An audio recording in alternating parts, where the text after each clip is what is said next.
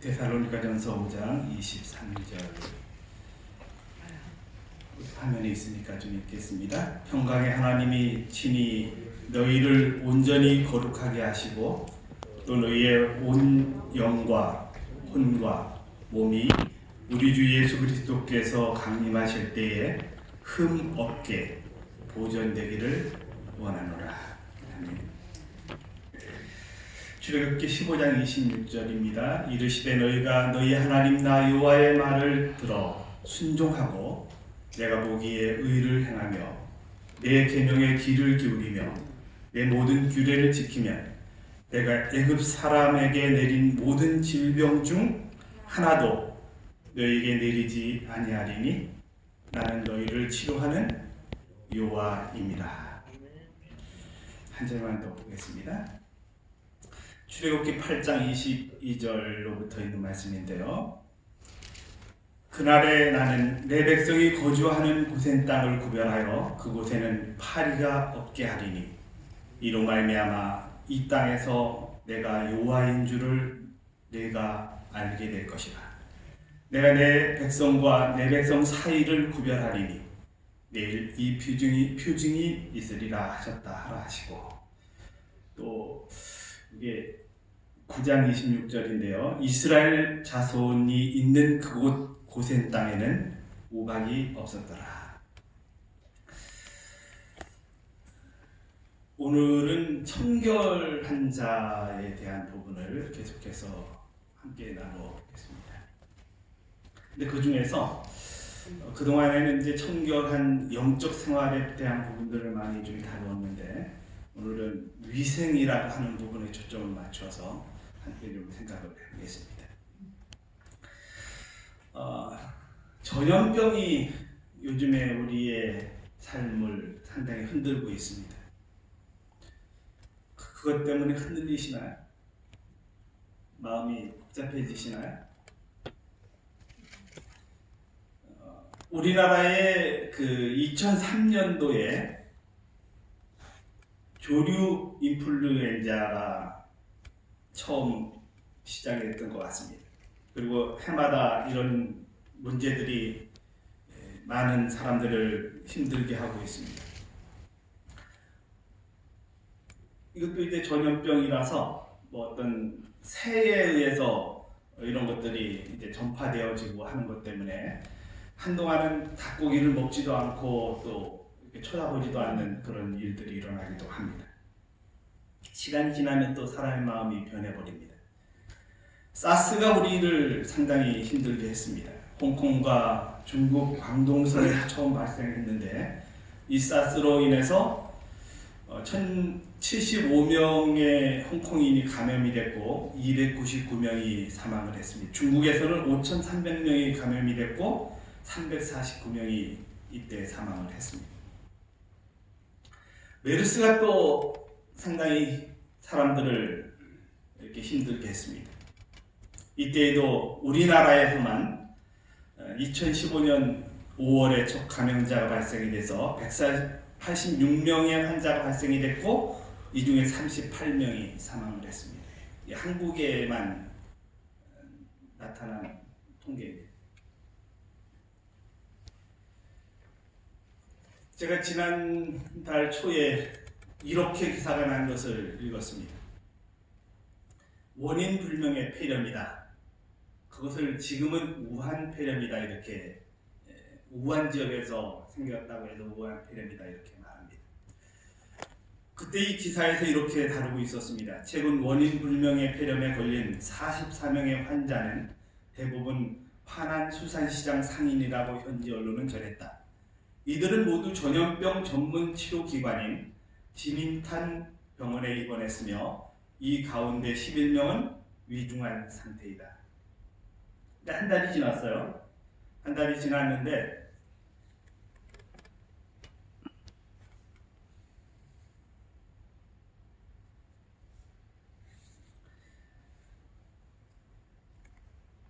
불과 이틀 전인가요? 통계가 나왔습니다. 사망자가 106명이다. 이렇게 됐고요. 이게 이제 전 세계적으로 막 확산이 되고 있는 곳들을 봅니다. 본토에만 4,515명이 생겼고 뭐 이런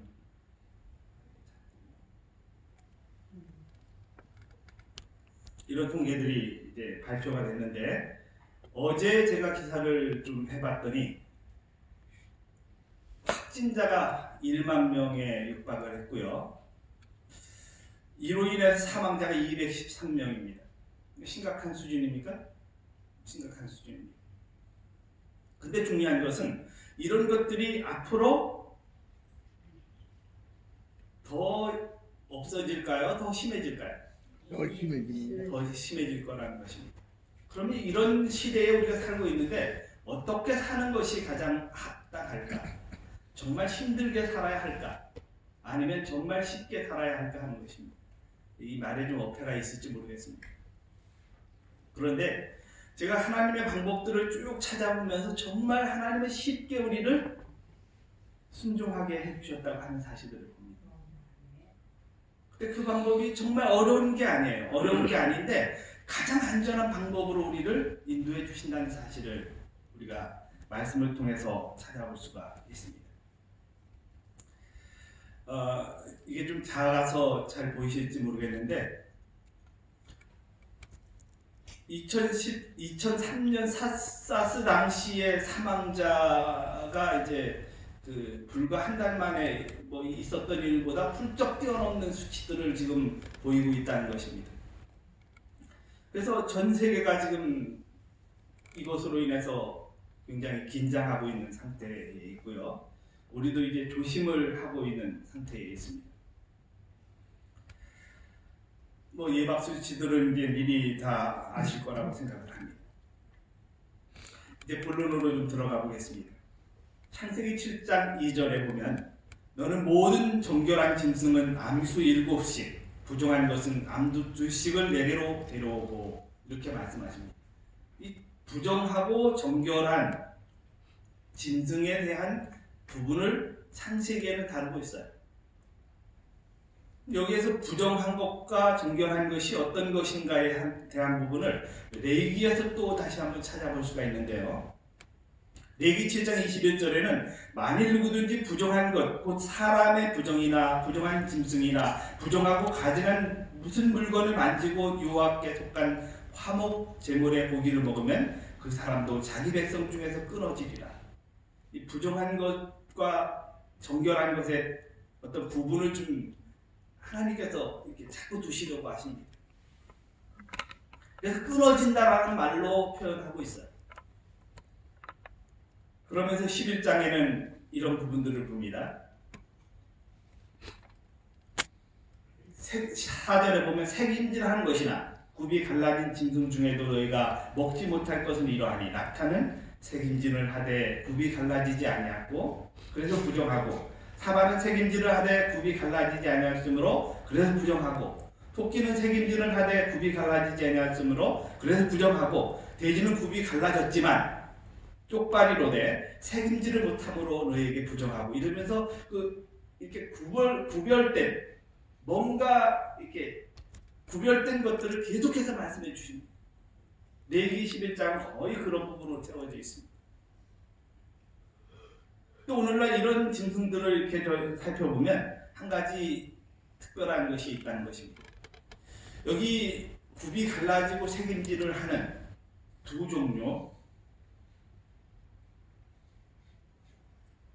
종류를 다 만족시키는 짐승들은 어떤 짐승들인가 하는 것이에요. 소, 양, 염소, 사슴, 노루 뭐 이런 것들인데요.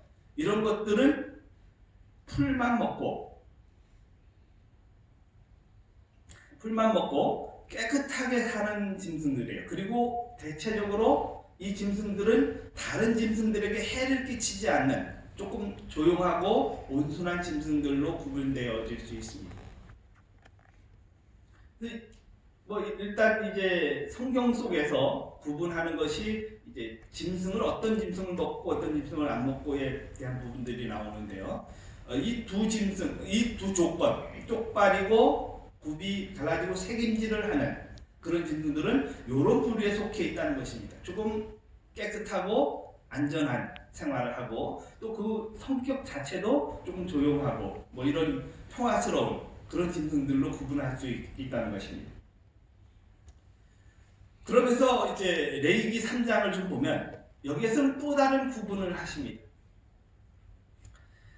기름 또 콩팥 이런 것들을 여호와의 향기로운 냄새다. 이건 내 것이다. 그렇게 구분을 하십니다. 이건 레위기 11장보다 좀 앞서서 하신 말씀이긴 합니다. 근데 여기에서 구분하시는데요. 이 내장과 이런 것들을 이제 그 어떤 의미적으로 보면 정말 중요한 가운데에 있는 것이 주님께 속해 있다고 하는 것을 이야기해주고 있는 부분이긴 합니다. 근데 또 다른 의미로 어떤 분들은 이렇게 표현합니다. 기름, 콩팥 뭐 이런 것들은 사람이 먹어서는 안 되는 것이라서 주님께서 이것을 내 것이라고 표현해 주셨다고 하는 이야기를 합니다. 위생적인 면에서. 그러니까 이것은 내 것이라고 하시는 것이 그 다음에 이제 이 번제물을 태우면 냄새가 나지 않습니까? 근데 그 냄새가 여기서 뭐라고 표현되어 있느냐면 여호와께 향기로운 냄새다. 그렇게 표현하고 있어요. 근데 여러분이 한번 생각해 보세요. 내장 태우는 냄새가 향기롭습니까? 결코 그렇지는 않다는 것입니다. 그런데 향기롭다고 표현해 주셨어요. 그것은 그분께 속하다고 표현해 주신 것은 이게 지키시기를 원하시는 하나님의 사랑의 의미가 담겨 있다는 것입니다. 그래서 뭐 이중적인 의미로 여러 가지를 우리가 볼 수 있습니다. 하나는 정말 그 중요한 이 가운데 속한 것이 주님께 구별되기를 원하시는 그분의 의미가 담겨져 있고요. 또 한 가지는 우리를 지키시기 위한 하나님의 사랑의 섭리가 있다는 사실입니다. 그래서 성경 속에서 그분이 먹지 말라고 하시는 것을 안 먹으면 훨씬 더 아름다운 삶을 사는 것에 도움이 된다고 하는 것이에요. 사람들은 이 손을 자꾸 넘깁니다. 이것은 어떻습니까? 예를 들면 생선을 먹는데요. 생선 가운데 비밀이 있고 없고를 따집니다.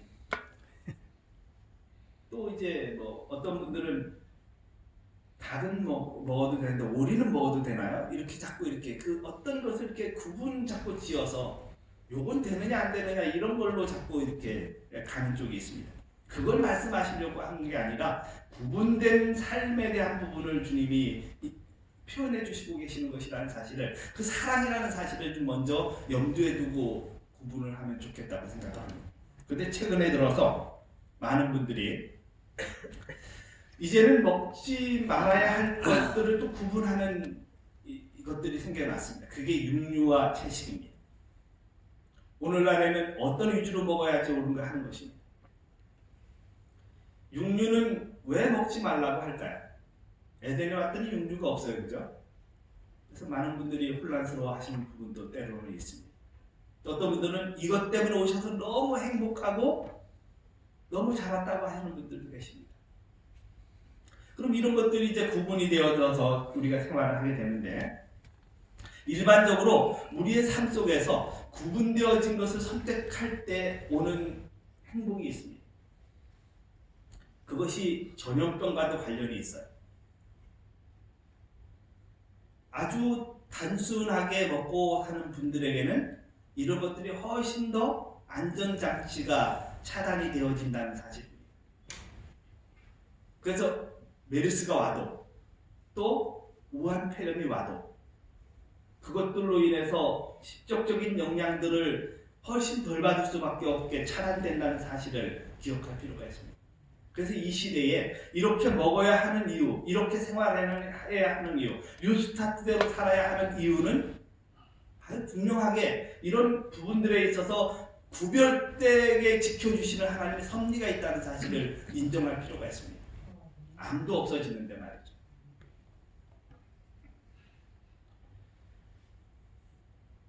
제가 얼마 전에 그 독감이 좀 걸렸습니다. 그리고 그것을 이제 한 이틀 정도 이렇게 지난 다음에 일어나서 활동을 했습니다. 어떤 간호사가 제게 이렇게 말했습니다. 하나님이 장로님을 너무 편애하시는 거 아니에요? 이렇게 말씀하셨어요. 너무 빨리 막 이렇게 오긴 왔는데 떨치고 빨리 일어나니까 그렇게 하시는 모습을 봤습니다. 그런데 중요한 것은 그게 오지 않았어야 하는데 왔다는 것입니다. 제가 그런 사실에 내가 생활을 좀 잘못 살고 있는 부분이 있는 것 같다. 그래서 조금 더 철저하게 해야 되겠구나, 그런 결심이 좀 섰습니다.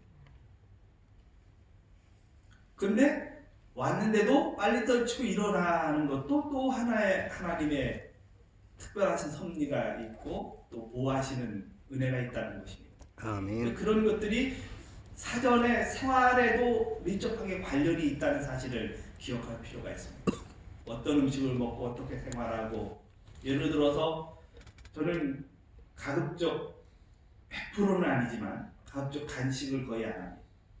병실에 가서 누가 뭘 주시면 안 먹는 것들을 많이, 저는 안 먹습니다. 그렇게 이야기를 합니다. 그렇게 사는 어떤 이렇게 내 삶에서 그냥 자연스럽게 나타나는 부분이에요. 그건 그냥 억지로 먹고 싶은데 안 먹고, 이게 아니라 안 먹고 싶어요. 그냥 그 시간에 안 먹고 싶어요. 그게 생활의 어떤 기초가 되어 있다는 것입니다. 그런 것들이 나를 조금 빨리 일어나게 하는 원인이 될 수도 있다는 사실들을 우리가 볼 수 있습니다. 가정과 건강이라는 책에 그쪽에 이런 말씀이 있습니다. 일반적으로 사람들은 건강 관리에 너무도 주의를 기울이지 않고 있다. 병에 걸린 후에 치료하는 법을 아는 것보다 병을 예방하는 것이 훨씬 더 좋다. 이게 모르는 사람은 없죠. 모든 사람은 모든 유기체 중에서 가장 훌륭한 인체에 대해서 잘 알 필요가 있다. 이렇게 말씀해 주십니다. 그러면서 이제 이 부분을 표현하고 있습니다.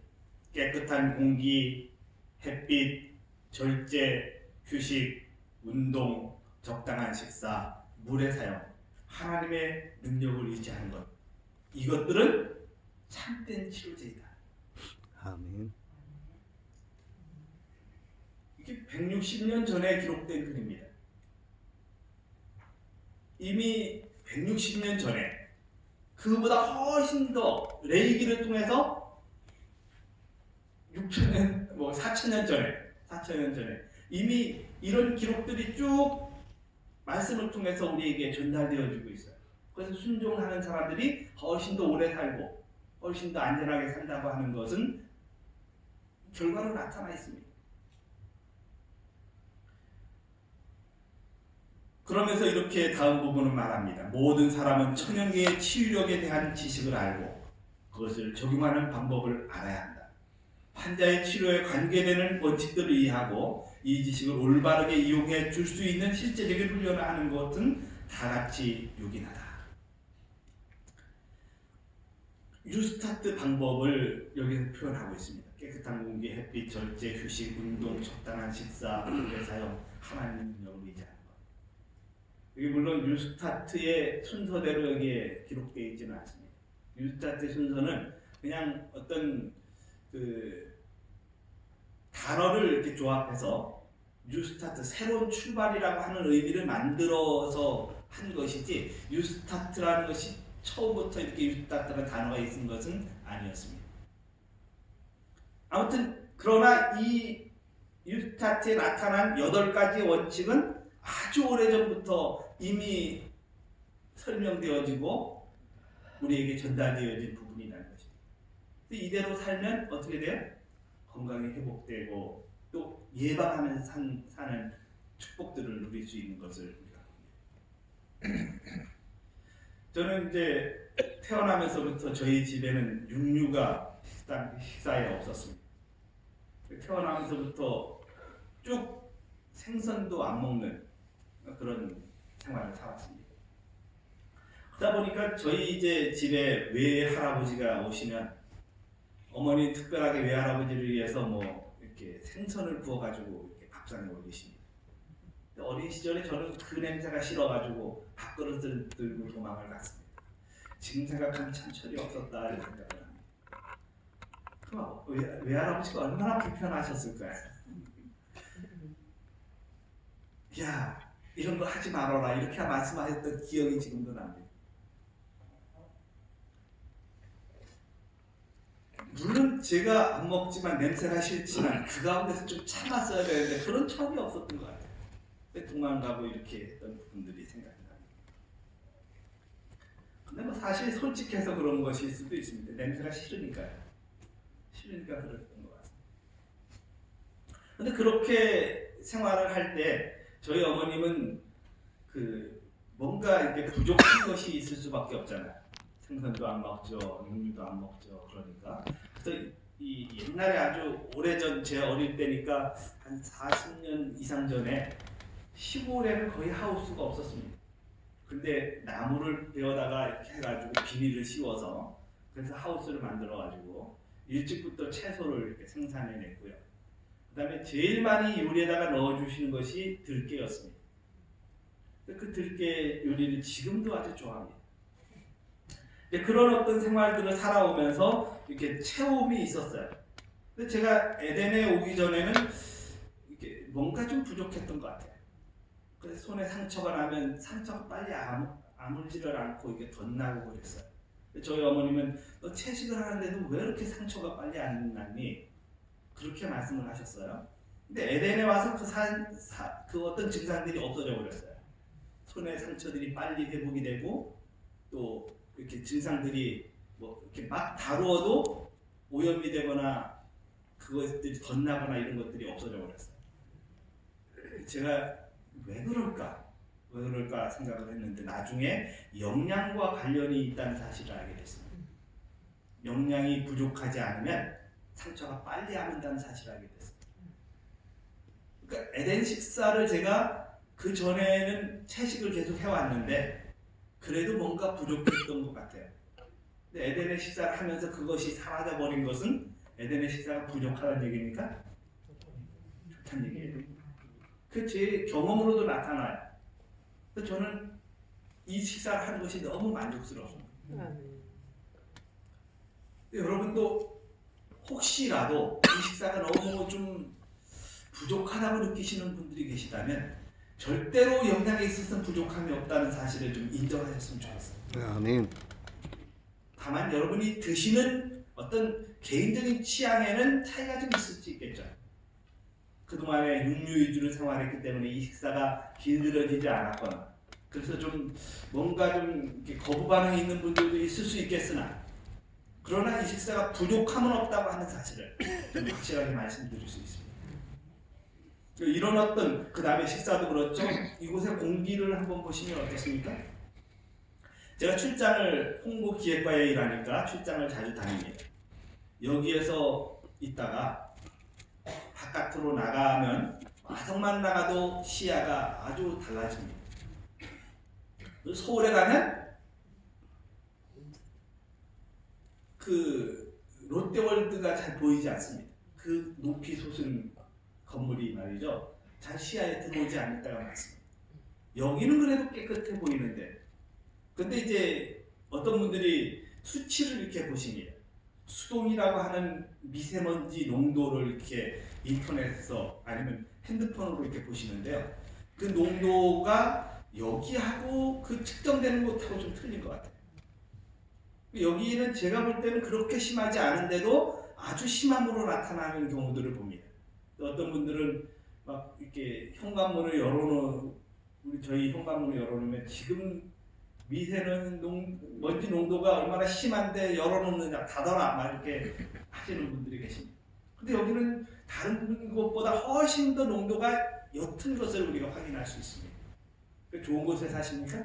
아멘. 정말 행복한 곳에 사는 것입니다. 다른 곳보다 훨씬 차단된 것을 경험할 수 있어요. 제가 자주 나갔다 들어왔다 하면서 느낍니다. 또 햇빛은 어떤가요? 두말할 나위 없습니다. 절제라고 하는 것은 제가 두 가지를 많이 강조를 합니다. 첫째 하나는 정말 우리의 생활에서 끊어야 할 것들, 철저하게 차단해야 할 것들을 차단하는 것이 절제입니다. 그 절제는 또 다른 한 가지의 모습이 있다는 것입니다. 근데 사람들은 이것에서 실패를 합니다. 뭐냐면 정말 중요하고 정말 필요한 것인데 지나치지 않는 것이 절제라는 것입니다. 여기에서 실패를 합니다. 예를 들면 어떤 한 분이 저희 병원에 오셔서 생활하시는데 에덴의 방법이 너무나 마음에 들어서 철저하게 에덴의 방법대로 생활하시는데 한 4개월이 지난 다음에 암 수치를 검사했더니 암 수치가 다시 치솟고 있어요. 이분이 당황스러웠습니다. 내가 열심히 생활하는데 왜 이럴까? 그래서 자신의 삶을 이렇게 쭉 점검을 해봤더니 너무 뭘 많이 하고 있어요? 운동을 심하게 하고 있는 것입니다. 그분 표현에 빌리면 내가 너무 싸돌아 다녔다라고 표현했습니다. 이 주변에 있는 산들이 있죠? 죽음산이 아니라 주금산, 거기 올라가는 것입니다. 또 다음 날은 어디 가요? 서리산 가고, 그 다음 날은 충령산 가고, 그 다음 날은 저 운하산 가고, 이러면서 매일마다 등산을 하고 했더니 다시 암 수치가 막 올라가는 것이죠. 그래서 이분이 운동량을 줄이고 그 다음에 단백질 공급을 좀 늘리고 해서 생활을 했더니 지금 5년이 지나서 완치가 되셔서 지금 사회에서 잘 생활하고 계십니다. 잘했어요. 어떤 방법으로요? 에덴의 방법으로 잘했어요. 근데 뭐 했더니요? 과했더니 지나쳤더니 문제가 생겼다는 것이에요. 그래서 절대는 정말 중요합니다. 이게 아무것도 아닌 것처럼 여겨지지만 그냥 예를 들어서 여러분이 새끼 식사를 드십니다. 그 새끼 식사 외에 먹는 것을 뭐라고 표현합니까? 간식. 간식이라고 말합니다. 근데 이 간식은 어느 정도 선을 지켜야 하느냐고 자꾸 묻습니다. 좀 확실하게 말씀드리면 콩 한 쪽도 먹지 않는 게 간식입니다. 식사와 식사 사이에는 콩 한 쪽도 먹지 않는 것입니다. 그렇게 구별하는 게 훨씬 더 바람직합니다. 자꾸 여기에서 자꾸 뭐가 생겨요? 그래도 보충이 좀 돼야 되는데 뭔가 부족한 것 같은데, 그래서 뭔가를 자꾸 사이에서 먹으려고 합니다. 이런 부분에서 우리가 조금 더 철저하게 구분을 하면, 구분이라고 표현하고 싶습니다. 저는. 그러니까 다른 사람과 조금 다른 삶을 사는 것입니다. 그게 구별입니다. 그래서 레위기의 맨 마지막 부분을 보면 거룩하라고 말합니다. 그 거룩, 내가 거룩한 것 같이 너희도 거룩하라고 표현하고 있습니다. 왜 레위기에서 그 표현을 썼을까요? 이 거룩이란 말이 구별이라는 의미가 있습니다. 근데 그 구별은 특별한 삶을 사는 것입니다.